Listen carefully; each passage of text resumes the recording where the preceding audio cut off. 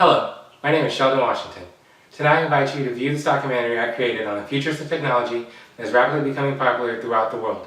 Tonight we'll focus on the history of this technology, how it is currently affecting our current day, and the implications of this technology's advancement. Please, enjoy.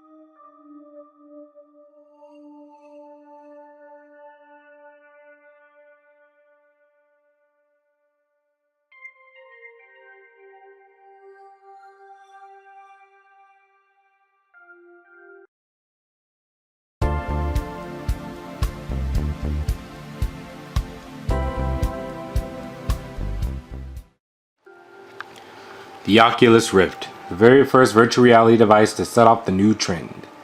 The Oculus Rift is a headset that lets you play games or experience scenarios different from your current reality, such as showing you flying through space and exploring new worlds.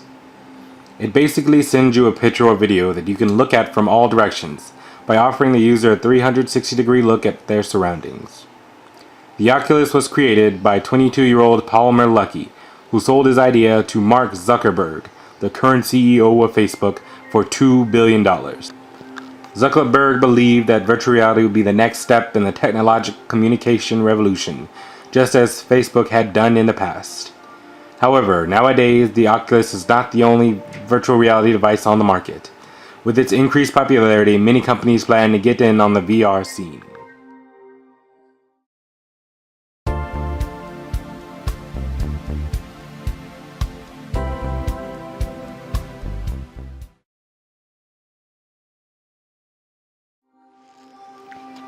Here we can see an example of the Samsung Gear VR.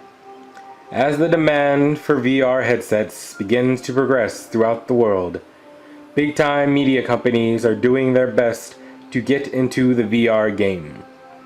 Google is on the forefront of the industry, coming out with Google Glass and also the Google Sphere, which lets the user use a 360-degree interface to take pictures. YouTube and Yahoo plan on getting in on the VR market with their own VR headsets that will let them benefit from the technology to further enhance their own technology and apps.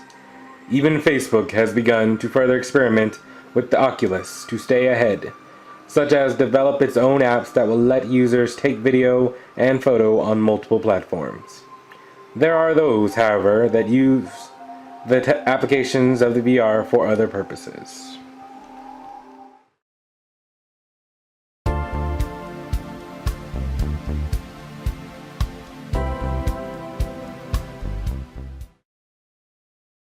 Video games. One could truly say that the VR was meant just for this form of media. Video games have always been about exploring, adventuring, and being able to escape to another plane of existence. With this in mind, VR has strived to take others to a new plane of existence where people who play games can feel like they are actually inside of a video game. This is certainly apparent with the VirtuX Omni, a device that not only lets you see into a virtual world, but also lets you run and walk around inside of it, letting you further experience what life would be like if one could enter a video game realm. This technology is not just suited for video games, though. It can be used as simulation training for the military, architectural walkthroughs of future homes. It can let people take a virtual tour through their own countries, and it also offers exercise while enjoying a video game. There are so many applications for this device, and all while standing in the same spot. This is just a few of the many different ways that VR can be used today.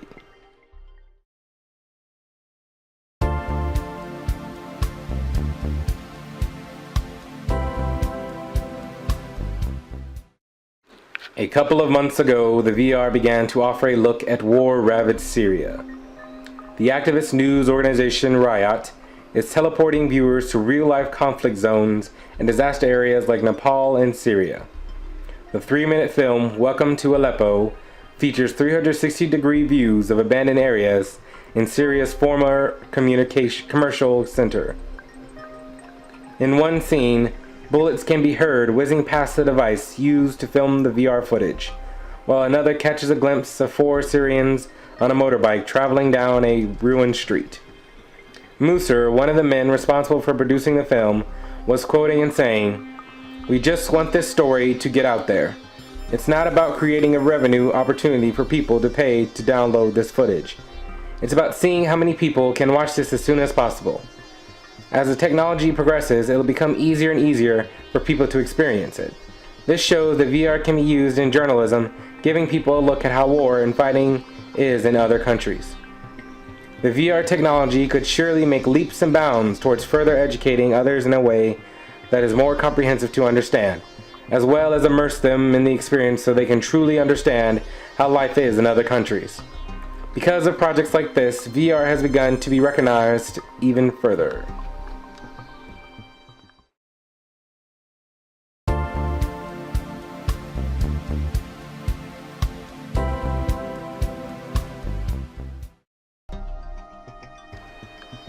In media news, the VR has begun to take many more leaps and bounds. For example, Taylor Swift was able to take home an Emmy for her immersive music video title, Blank Space, which allows the viewer to follow Taylor around in the video, but also explore the house she is singing in and look around for content that pertains to the music video. The music video has been watched over 11 billion times from all over the world, and continues to get more and more views. Another Emmy was also won by a group from Toronto called Secret Location, who created in conjunction with Fox for user experience and visual designs. They were able to create an interactive visual experience where you face off or just get decapitated by the Headless Horseman from Sleepy Hollow. VR is already rapidly breaking out into other genres and media outlets. This technology might soon continue to progress all across the world, and just like the cell phone and social media, become a part of everyday life.